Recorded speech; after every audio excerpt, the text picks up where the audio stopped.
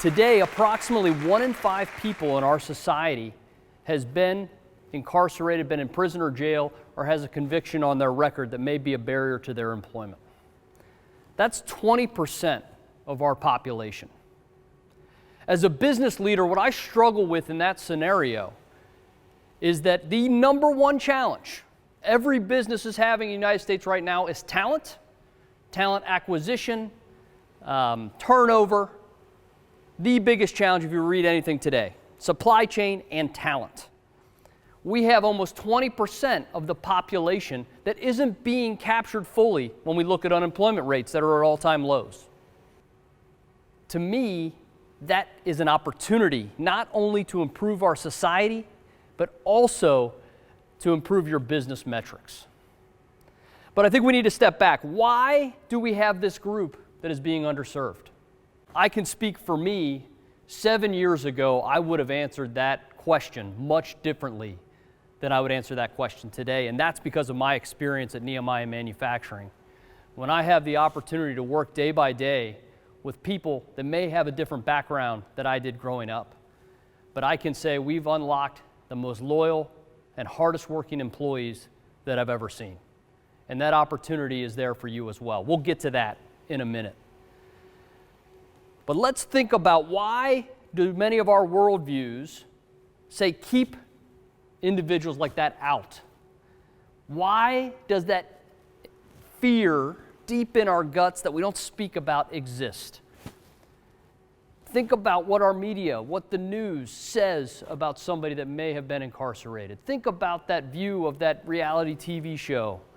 What are the messages that we're sending out to our youth about this? Is it one of forgiveness, reconciliation, and inclusiveness, or is it one of separation and barriers to help everyone but not this group? I'd ask you to think really hard about that, because it's you and me that can change that paradigm.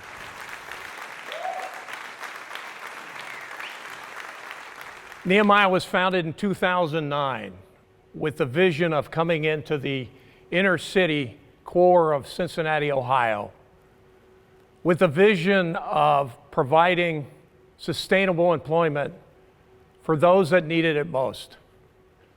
Our mission was very simple: building brands, creating jobs, changing lives. The building brand piece is a God-given talent that our team has of doing that. We spent a lot of our years in consumer packaged goods companies doing that. When you build brands, the jobs come. And the creating the jobs was providing sustainable employment in the inner city core for those that needed it most. The ability to bring light manufacturing in where people could walk to and from work. Those on the lower end of the economic spectrum that could thrive in our community. And we were working with 2 inner city social services to provide us with family members. That's City Gospel Mission, Jobs Plus, the employment arm of that agency, and Cincinnati Works. And within a year of providing us with family members, and we call them family members, not employees, and there's a big difference. If you think about employees, you're only thinking about that individual from maybe 7 to 3:30, 8 hours a day. When you call somebody a family member, you know a lot about them. What's working, what's not working, what their dreams are, their family problems.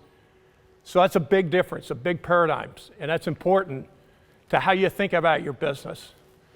So a year into what we're doing, we had one of our social service agencies, Jobs Plus, ask us if we would hire somebody with a felony. And you go, okay, what's this all about? And as they said, and he said, we can get them job ready, but if there's no one willing to hire them, why provide hope where there is no hope? So that was the beginning. We said, okay, we're going to give it a shot. And we hired one. And that individual was hardworking, dedicated, thankful for having a job. And that led us to say, hey, we're going to be all in. So we hired 2, we hired 3, we hired 4. And then as we move in this journey, you go a month, 2 months, we were losing people. No call, no shows. No idea where they went. And it wasn't until we were enlightened by another nonprofit senior executive who said, Dan, would you think about hiring a social worker? I said, well, why?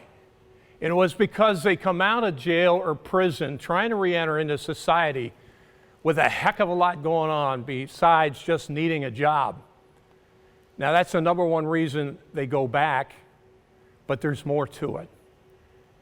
And as a leadership team, we were too naive. We didn't know. We didn't know what was needed. So we brought in a social worker. And boy, that was transformative. I say that was the aha moment. Because from day one, when a family member comes to Nehemiah, our social worker will ask, what are your dreams? Where do you want to go? What are the barriers you're facing today that weigh heavy on your heart, or weigh heavy on your mind, that when you walk through the doors of Nehemiah, you can't be the best you can be? We began to see the difference of understanding what those needs are, removing those barriers, helping them be the best they can be, because everyone has greatness inside. Everyone has greatness. It's our job as employers to bring that out, So here we are. We see the greatness that people are achieving. And we only ask two things when people walk in our door. We want you to show up on time. We want you to be a team player. And we will coach you up to accomplish what you want to accomplish. I can tell you, got the moral case. You can see right in front of you the moral case of doing this. But there's also a business case. When you have highly productive, highly engaged, caring family members, and you walk in on a production line and you may have 15 people and they're all showing up on time and they care about what they're doing, it drives a better bottom line. And when you have a better bottom line, it provides you the ability to just keep reinvesting in your family member. Now, as we went through this, we talked about removing barriers. And we now have pillars of support that we provide to our family members, either through Nehemiah or in partnership with the nonprofits, and we deal with about 15 of them in the greater Cincinnati area. The four pillars where you talk about the basics. First is building community. When you come and re-enter, you want to be part of something. So we work very hard to build that family atmosphere. We have Nehemiah Properties, it's affordable housing, it's transportation, and it's legal support. We provide legal support for our family members because there's a lot of things that need to be dealt with when you re-engage into the community. Then we have four pillars of taking yourself to the next level. Spiritual wellness, health and wellness, financial wellness, and continued education. And I could go on and on and on about what we do in each one of those buckets. So we met with the top 100 companies, CEO, presidents, owners, from small, medium, and large. And we've seen many adopt what we've done, from the small, the medium, to the largest. So you're seeing this change in the business community, and I firmly believe if we want change, it's got to be led by the business community. We have the money, we've got the jobs. You want social change, we need to lead it. The government plays a role, social services play the role, because we can't be in Nehemiah without the social services and the support. We provide them, they provide us. But we need to lead and make the change. And in our area, we now have over 60 companies involved in hiring Second Chance that have created over 600 jobs. And this is pre-pandemic. This got so big, Beacon of Hope, we had to take it out, Nehemiah. We really couldn't continue to do it.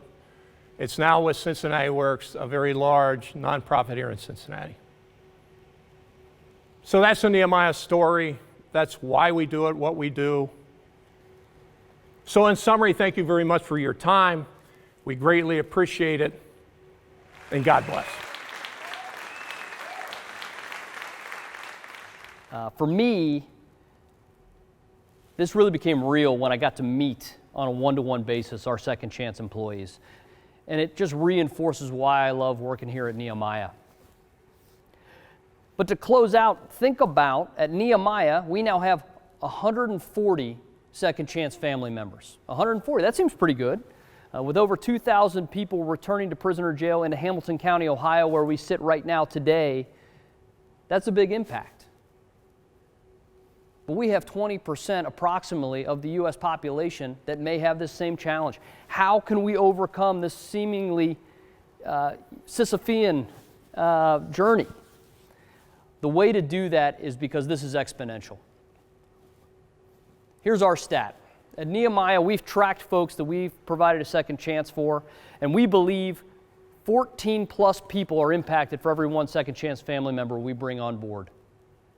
140 is now over 1,000 people that we're impacting in the community, and for every company and for every Second Chance job in America, we can slowly overturn that stigma. How can 1 to 14 happen? Well, it happens because we know for every family member we bring on, we benefit their parents, their siblings, their children, their grandchildren. Maybe somebody that really was a burden on a family can now become a blessing. And we see that when we bring not only our family members, but their families together with us, oftentimes at Christmas. And we hear the stories. We receive the letters from families thanking us. And it's just outstanding. It really is great for the heart and for the soul. So I challenge you, take the next step, don't be afraid, and we'd love to hear from you. Thank you.